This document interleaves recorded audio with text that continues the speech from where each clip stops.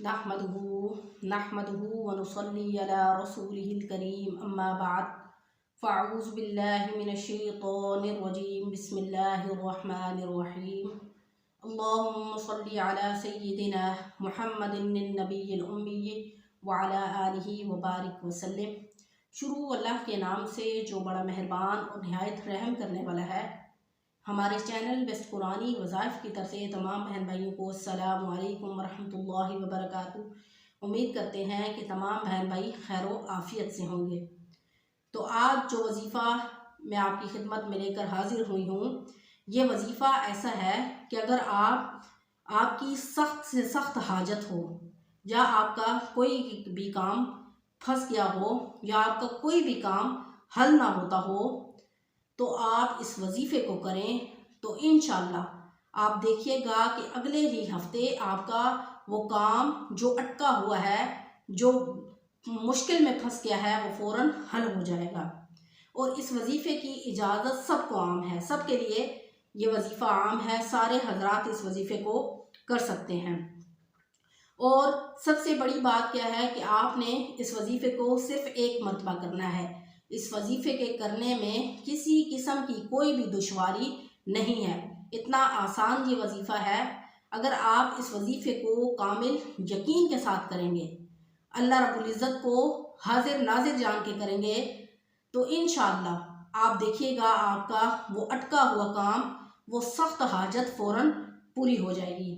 जैसा कि अगर कोई बाहर जाना चाहता है, वो ख्वाहिश रखता है कि वो बाहर जाए रोज़गार के सिलसिले में, लेकिन उसका कोई वसीला नहीं बनता या उसको वीज़ा नहीं मिल रहा, या वीज़ा तो मिल गया है लेकिन पैसों का कोई ज़रिया नहीं बन रहा, जबकि उसको टिकट भी मिल चुका है, तो वो हजरात यानी वो हमारा बहन भाई अगर इस वजीफ़े को करेगा तो आप देखिएगा अल्लाह रब्बुल इज़्ज़त उसकी वो परेशानी फ़ौरन हल कर देंगे।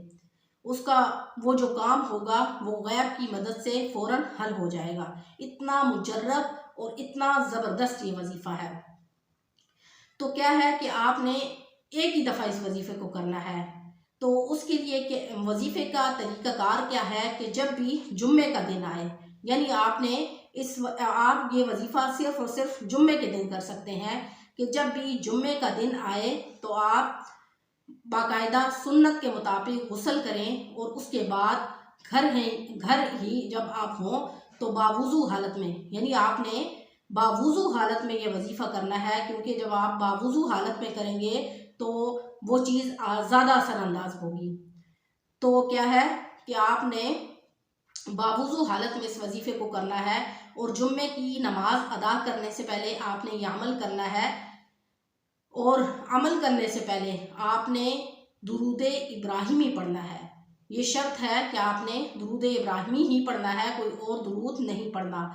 और दूसरी शर्त क्या है कि आपने तन्हाई में बैठ के और जिस मकसद के लिए आपने इस वजीफ़े को करना है उसको तसव्वुर में ज़रूर रखना है, यानी तन्हाई में बैठ के हर हाल में करना है, तन्हाई में ही हो, किसी के तन्हाई में यानी खलवत में करना है, जहाँ पर गुफ्तगू हो रही हो या जहाँ पर आपकी तवज्जो कहीं और जा रही हो, उस जगह पर आपने बैठकर इस वजीफ़े को नहीं करना। तो क्या है कि जुम्मे की नमाज अदा करने से पहले आपने यह अमल करना है और अमल करने से पहले आपने 11 मरतबा दुरूद इब्राहिमी पढ़ना है और दुरूद इब्राहिमी ही आपने पढ़ना है, कोई और दुरूद नहीं पढ़ना। और उसके बाद ये वजीफ़ा अल्लाहु अल्लाहु इसको आपने 313 मरतबा पढ़ना है। ना तादाद में आपने कमी करनी है और ना ज़्यादती करनी है।